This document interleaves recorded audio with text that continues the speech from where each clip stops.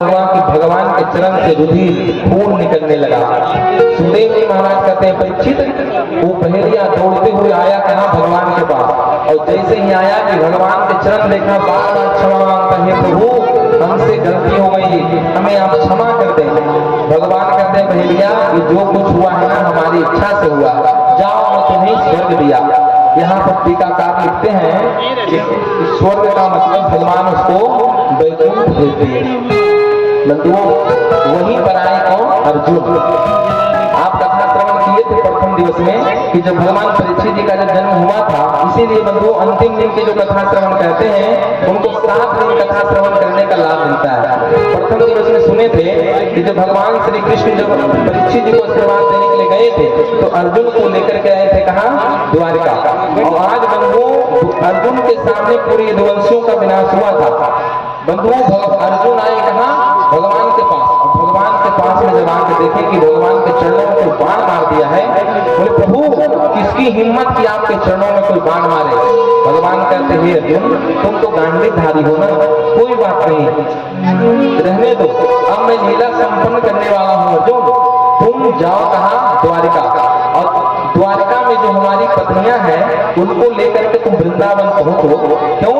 कि मेरे लीला संपन्न करते ही पूरी द्वारका जल में विलीन हो जाएगा। बंधुओं अर्जुन गए भगवान कृष्ण के पत्नियों को लेकर के द्वारिका से वृंदावन के लिए प्रस्थान कर रहे थे। भगवान स्वयं भील बन करके और बंधुओं अपनी पत्नियों का हरण कर ले और अर्जुन को बता दिए, वही अर्जुन वही बाण। हे अर्जुन मैं तुम्हारे साथ में दूं ना, मैं अगर तुम्हारा साथ न दूं तो गांधी धनुष भी तेरा किसी काम का नहीं। बंधुओं जो अर्जुन पूरे महाभारत युद्ध में अपने गांधी के प्रभाव से जीते थे, आज वही अर्जुन भीलों से हार गए। बंधुओं भीलों से हार गए। भगवान की कृपा से ही, भगवान की शक्ति से ही महाभारत के युद्ध में अर्जुन विजय प्राप्त किए थे। आज बंधुओं अर्जुन रोते बिलखते हुए हस्तिनापुर जा रहे हैं। दारुक नाम का सारथी आ गया। हे गोविंद आपकी यह दशा किसने की? हे दारुक तुम हमारे सारथी तो रहे, लेकिन कभी तुम्हें मैं अपना सारथी नहीं समझा। तुम चले जाओ द्वारिका और जितने बूढ़े बच्चे बचे हुए हैं सबको सबको धार भेज दो। हमारा लीला संपन्न करते ही पूरी द्वारका जल में विलीन हो जाएगी। बंधुओं दारुक कहता है, प्रभु मैं आपको छोड़कर नहीं जा सकता, कहते मेरी आज्ञा है दारुक तुम जाओ। बंधुओं सुखदेव जी महाराज कहते हैं, आकाश में देवताओं की लाइन लग गई कि भगवान बोले वृंदावन बिहारी लाल की। बंधुओं देवताओं की लाइन लग गई कि भगवान जब अंतिम ध्यान होंगे तो मैं भगवान का दर्शन करूंगा, फूल छीट करके स्वागत करूंगा। लेकिन सुखदेव जी कहते हैं, परीक्षित भगवान का कहीं जाना आना नहीं होता है।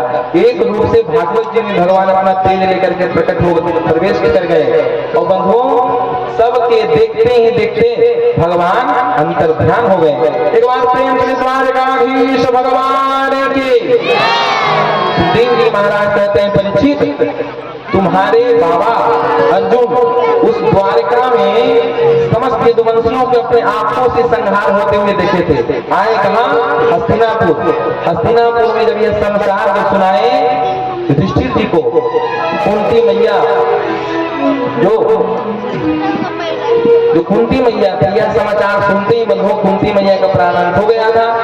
सुखदेव जी कहते हैं, परीक्षित 16 वर्ष की अवस्था में तुम्हें राज गद्दी पे बिठाए। परीक्षित की कथा परीक्षित जी को सुना रहे हैं। सुखदेव जी कहते हैं कि हे परीक्षित 16 वर्ष की अवस्था में तुमको राज गद्दी पे बैठाए और बिठाने के बाद समस्त पांडव चल गए कहाँ? स्वर्गारोहण के लिए प्रस्थान कर गए।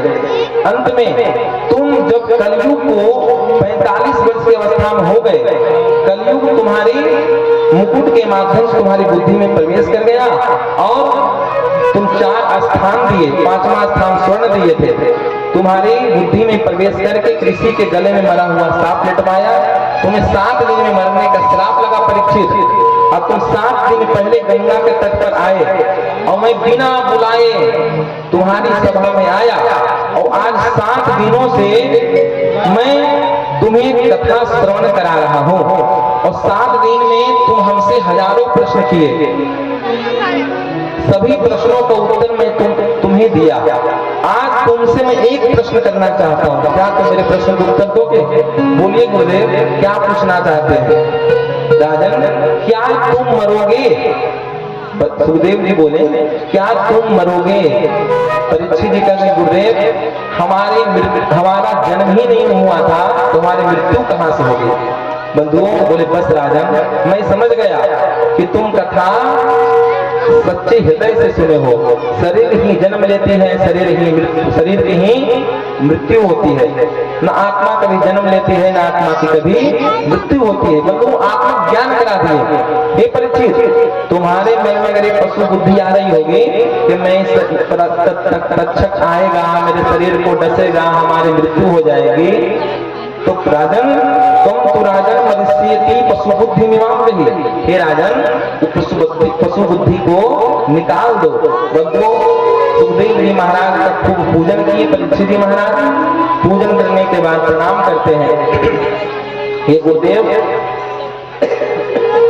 ये ब्रह्म स्वरूप गुरुदेव, आपके चरण स्पर्श करके, आपके अमृत रूपी कथा के माध्यम से, हे गुरुदेव, मेरा जीवन धन हो गया। आपके चरणों में बारंबार प्रणाम करता हूँ। बंधुओं, सुखदेव जी को प्रशंसा से लेना देना ज्यादा नहीं था। सुखदेव जी महाराज परीक्षित की गई पूजन को स्वीकार किए। अब वहां से अंतर्ध्यान हो गए। एक बार प्रेम मिले सुखदेव जी महाराज की। बंधुओं, सूत जी महाराज सौनकादिक ऋषियों को कहते हैं कि हे ऋषियों, जन्मेजय, आज परीक्षित जी महाराज आंख बंद करके पद्मासन लगा करके बंधुओं बैठ गए। जन्मेजय को पता चला कि आज 7वां दिन है, तक्षक आने वाला होगा। 10,000 सैनिकों को लगा दिया चारों तरफ से कि देखना कोई भी सर्प हमारे पिताजी को डस ना पाए। लेकिन बंधुओं, काल से कौन बच सकता है? आज तक्षक आ रहा है। जैसे ही आ रहा था कि रास्ते में एक कश्यप नाम के पंडित जी मिल गए। तक्षक, कहाँ जा रहे हो? जा रहा हूँ परीक्षित को डसने के लिए। अच्छा, तुम डसोगे, परीक्षित की मृत्यु हो जाएगी, ठीक है, हम परीक्षित को जिला देंगे। महाराज, इतनी शक्ति है क्या आप में? बंधुओं, पंडित जी क्या किए, एक सूखा वृक्ष को हरा करके दिखा दिए। बोले, इतनी शक्ति है मुझ में। तक्षक हाथ जोड़ लिया, महाराज एक ऋषि का सवाल है, ऋषि का वचन का सवाल है महाराज, आप ऐसा मत कीजिए। बंधुओं, पंडित जी महाराज को कुछ धन दिया तक्षक, पंडित जी महाराज वहां से चले गए।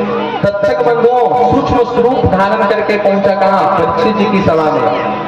10,000 सैनिक बंधुओं घेर करके खड़े थे।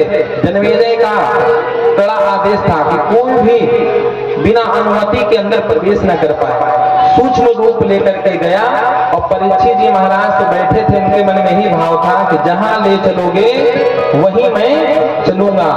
बंधुओं, परीक्षित जी को जाकर के जैसे ही तक्षक डसा, परीक्षित जी की शरीर तो बंधुओं जल करके राख हो गया। लेकिन सूत जी कहते हैं कि हे सौनकादिक ऋषियों, परीक्षित जी तो कब के वैकुंठ विमान में बैठ करके भगवान नारायण के धाम को चले गए थे। एक बार प्रेम से परीक्षित जी महाराज के, परीक्षित जी की बंधुओं शरीर जलते सबने देखा, लेकिन परीक्षित जी महाराज का आत्मा तो कब के निकलकर भगवान में विलीन हो चुका था। क्यों? बंधुओं, सुखदेव जी महाराज आत्म ज्ञान करा दिए थे परीक्षित जी महाराज को। जन्मेजय को जब पता चला कि हमारे पिताजी की मृत्यु हो गई, सर्वश्रेष्ठ यज्ञ करना प्रारंभ किया।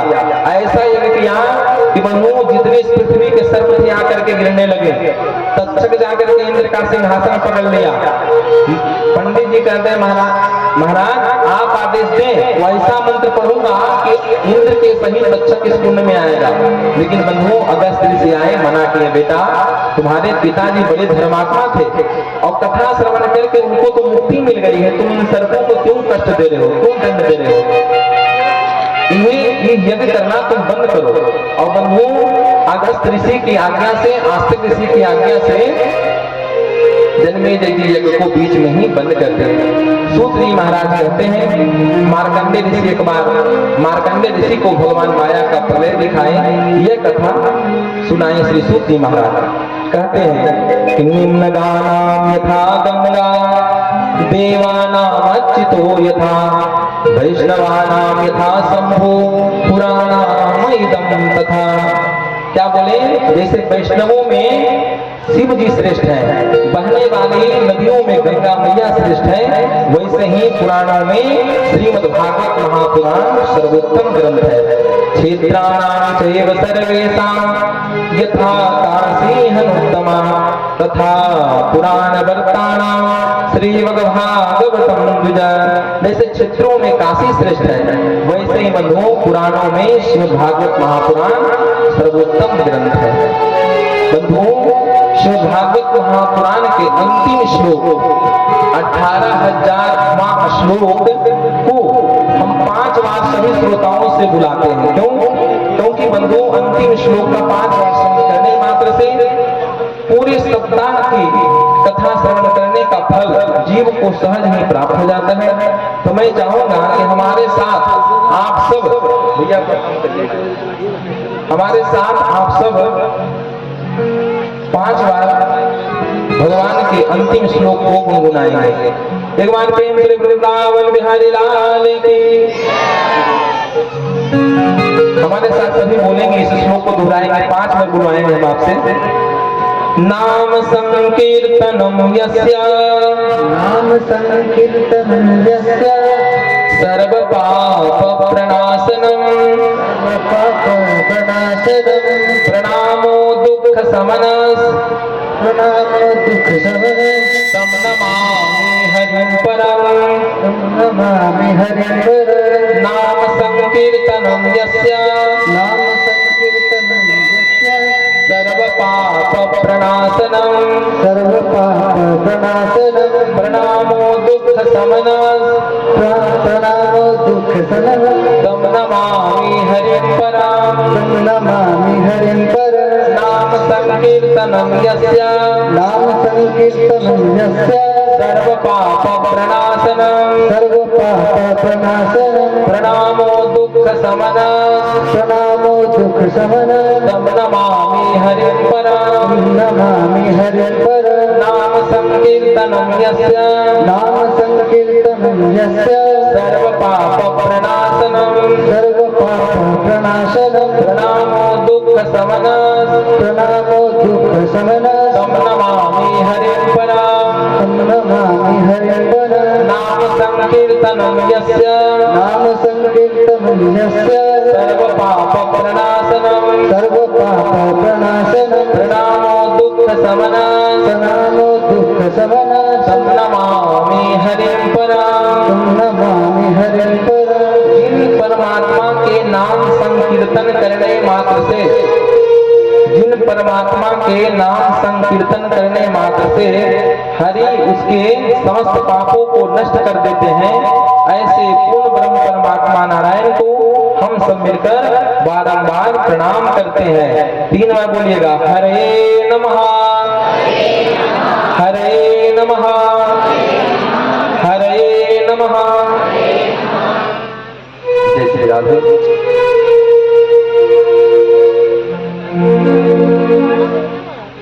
बंधुओं, गोविंद की महती अनुकंपा से श्री हनुमान जी महाराज के चरण शरण सन्निधि में बैठ करके मुझे दूसरी बार आप सबके मध्य में कथा सुनाने का सौभाग्य मिला। बंधुओं, भगवान की कथा व्यास पीठ पर जब वक्ता बैठता है तो बंसी बनकर के बैठता है, लेकिन फूंक मारने वाले तो हमारे गोविंद होते हैं। जैसे गोविंद की कृपा होती है वैसे ही इस टूटी फूटी वाणी के माध्यम से जो कुछ निकलता है गोविंद की अनुग्रह से निकलता है। बंधुओं, मैं अपने आप को बहुत बड़ा सौभाग्यशाली समझता हूँ। क्यों? क्योंकि बंधुओं, बिना गोविंद की कृपा अगर जीव पर न हो तो कथा, अगर हम पे कृपा किए गोविंद तो हम कथा यहाँ आप लोग के मध्य में सुनाने आए। आप पे गोविंद कृपा किए तो आप यहाँ बैठ करके कथा श्रवण कर रहे हैं। बंधुओं, ये द्वितीय बार मुझे आप सबके मध्य में कथा सुनाने का सौभाग्य मिला। बंधुओं, मैं अभी कोई ज्यादा विद्वान तो नहीं हूँ, अपने गुरुजनों से, अपने अल्प बुद्धि से जो कुछ मैं अपने गुरुजनों के चरणों में बैठ के सीखा, आपके सामने उसको परोसने का प्रयास किया। इसमें हमें कथा सुनाने में हजारों कमियां गलतियां आपको लगी होगी, जो भी हो बंधुओं, देखिए जब कथा सुनाने के लिए हम बैठते हैं तो यही सोचते थे कि आज सोच करके आए थे, आज शिव प्रसाद जी से भी मैंने बोला था कि 10 बजे तक कथा विश्राम कर देंगे। लेकिन बंधुओं एक कथा के ऐसी प्रभाव है यहाँ, मेरे मन में सिर्फ यही भाव होता है कि आपको ज्यादा से ज्यादा कथा सुनाऊं और अच्छा से अच्छा ढंग से आपको समझाऊं, जिससे कि हमारे माध्यम से हमारी कही हुई बात अगर आप लोगों के हृदय में अगर 500 शब्द में से अगर 2 शब्द भी अगर आपके हृदय में चिपक गया, अगर लग गया, तो उससे ही बंधुओं आपका जीवन बदल जाएगा। बंधुओं वास्तव में जो कुछ अगर हमारी वाणी के माध्यम से आपको आपके हृदय में ठेस अगर लगा होगा, कुछ हमारी वाणी से शब्द निकला होगा, उसके लिए मैं क्षमा चाहता हूँ। क्योंकि बंधुओं स्वाभाविक है कि बोलते बोलते कुछ न कुछ शब्द अपशब्द इधर उधर निकल जाती है, लेकिन फिर भी सबके हृदय में बंधुओं भगवान का ही वास है और गोविंद की कृपा से ही जीव सुनता है, गोविंद की कृपा से ही कहता है।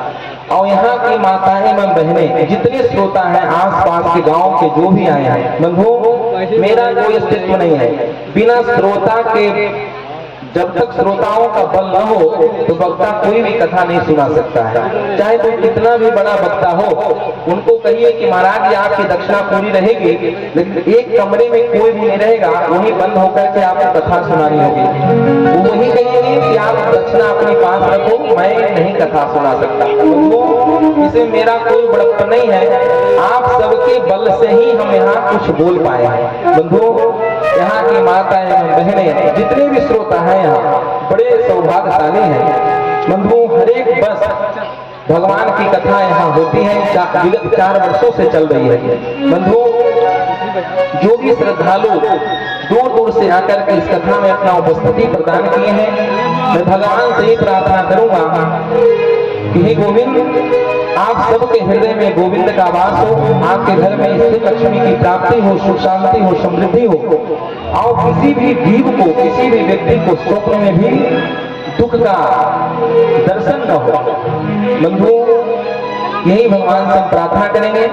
आप सब हमेशा जीवन में चाहे सब कुछ भूल जाइए, लेकिन भगवान की कथा नहीं भूलना है। क्यों बंधुओं? क्योंकि भगवान स्वयं बीरहय्य कारण छे। बंधुओं भगवान के निकटतम पहुंचाने का कोई सबसे सरलतम साधन है तो भगवान की कथा है। और जब भगवान की कथा जब जीव श्रद्धा और विश्वास के साथ सुनता है ना, तो भगवान स्वतः उसके हृदय में वास करते हैं। जैसे जहाँ भगवान की कथा होती है वहाँ हनुमान जी तो रहते ही हैं, वैसे ही बंधुओं भगवान उस जीव के हृदय को कभी भगवान त्यागते नहीं है। इस यज्ञ में बंधुओं जो भी अपना सहयोग प्रदान किए हैं उनका मैं एक बार नाम लूंगा। हमारे पास सूची आई है।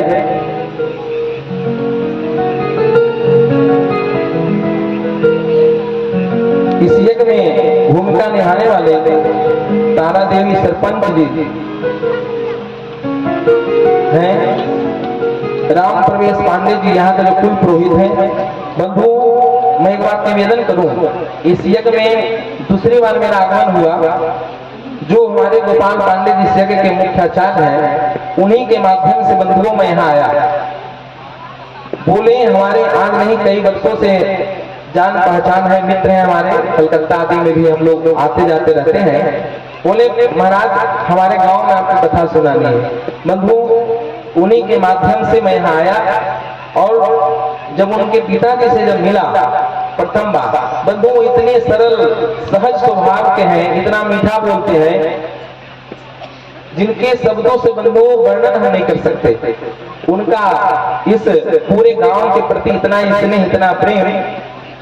मैं ये चाहूंगा कि एक बार आप सब मिल करके कलकत ध्वनि के माध्यम से उनको प्रणाम करके, ताली के माध्यम से उनको प्रणाम करें। एक बार वृंदावन बिहारी लाल की जय। इस यज्ञ के बंधुओं आचार्य श्री गोपाल पांडे जी जो सुबह से शाम तक इस यज्ञ में अपना पूजा पाठ के माध्यम से अग्रिम भूमिका निभा रहे हैं। ठाकुर जी से मैं प्रार्थना यही करूंगा कि गोविंद इनके ऊपर सदैव अपनी कृपा दृष्टि बना के रखें, इसी तरह व्यस्त रहे, मस्त रहे। बंधुओं श्री सुरेश पांडे जी इस यज्ञ में को सहयोग करने में खूब भूमिका निभाए हैं। श्री नंदन प्रसाद जी, श्री सत्येंद्र कुमार जी, श्री भोली पासवान जी, श्री मनीष कुमार जी, श्रीमती सुषमा देवी जी, टिंकू कुमार जी, शिव कुमार